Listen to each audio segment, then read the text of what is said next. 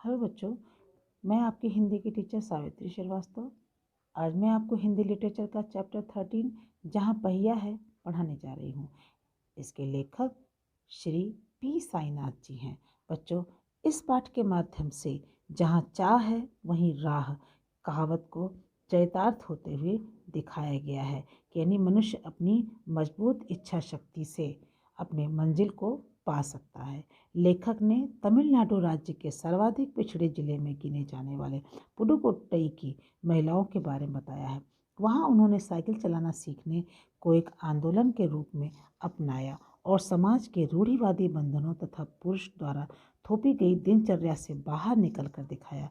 लेखक ने पहिए को विकास तथा उन्नतकारी रूप में भी प्रस्तुत किया है। बच्चों, पुडुकोट्टई की महिलाओं ने साइकिल चलाने को एक सामाजिक आंदोलन के रूप में माना।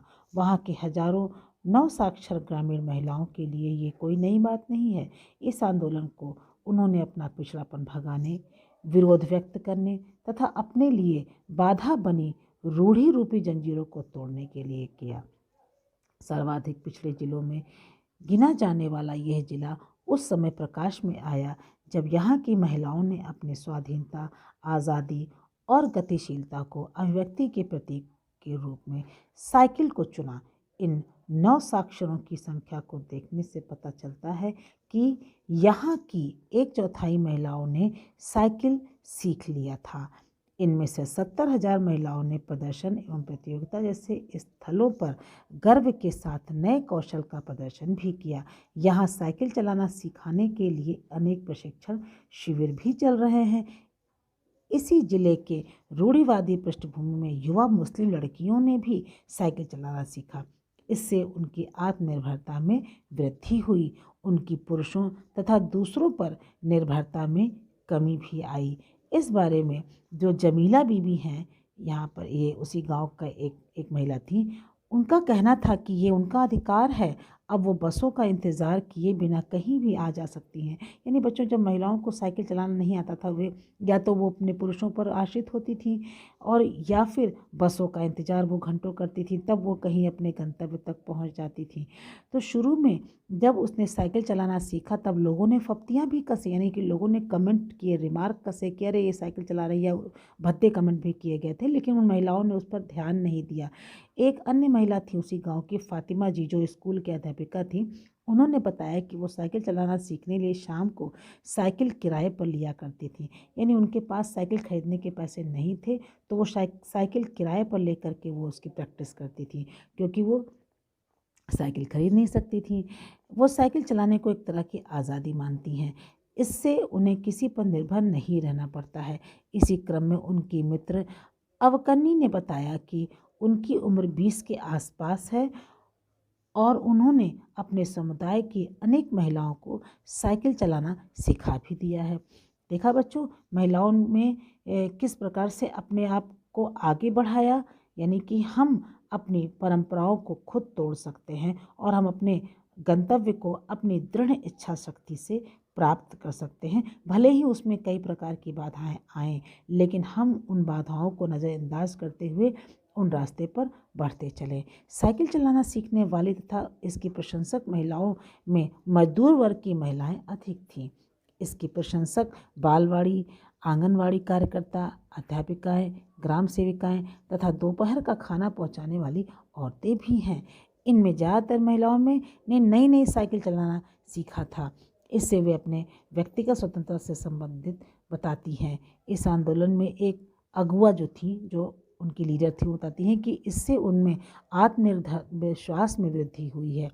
उनके पुरुषों पर निर्भरता घटी है। वे अपने सामान को बेचने अधिक दूर तक जा सकती हैं। शुरू में तो लोगों ने इसमें बाधा उत्पन्न की थी, लेकिन उन्होंने उस पर ध्यान नहीं दिया, जिससे उन लोगों को भी सामाजिक स्वीकृति मिल गई। क्योंकि फिर जो लोग फप्तियाँ कस रहे थे, उनको भी अपने गलती का एहसास हुआ और उन्होंने उन्हें बाधा उत्पन्न करना बंद कर दिया। साइकिल प्रशिक्षण शिविर में एक रविवार को महिलाएं एकत्र हुई थी। उनके आवेग को देखकर हैरानी होती थी।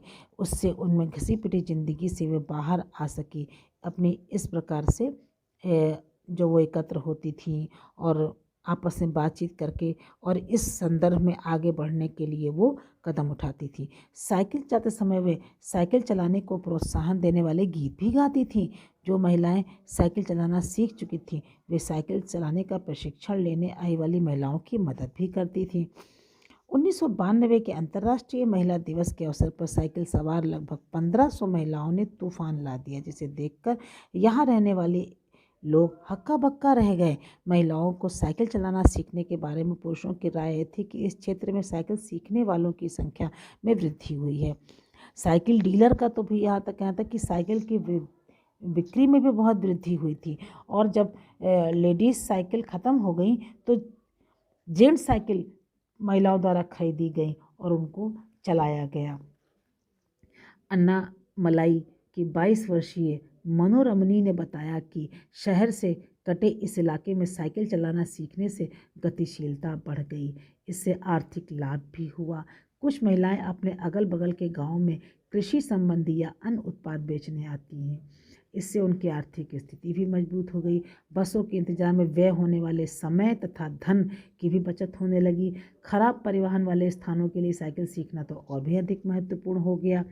अब ये महिलाएं अपने बचे हुए समय में अपना घर गृहस्थी देखती थी, अपना परिवार देखती थी, अपने मनोरंजन के साधन भी जुटाती थी।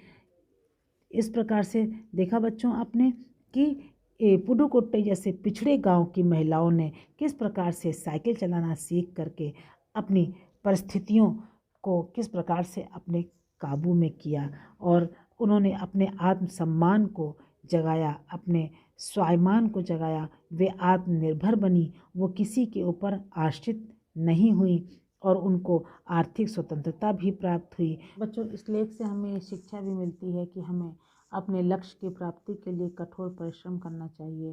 परिस्थितियाँ कैसी भी हों, अपने मार्ग पर अडिग रहना चाहिए। सच्चाई और ईमानदारी का साथ नहीं छोड़ना चाहिए। धन्यवाद।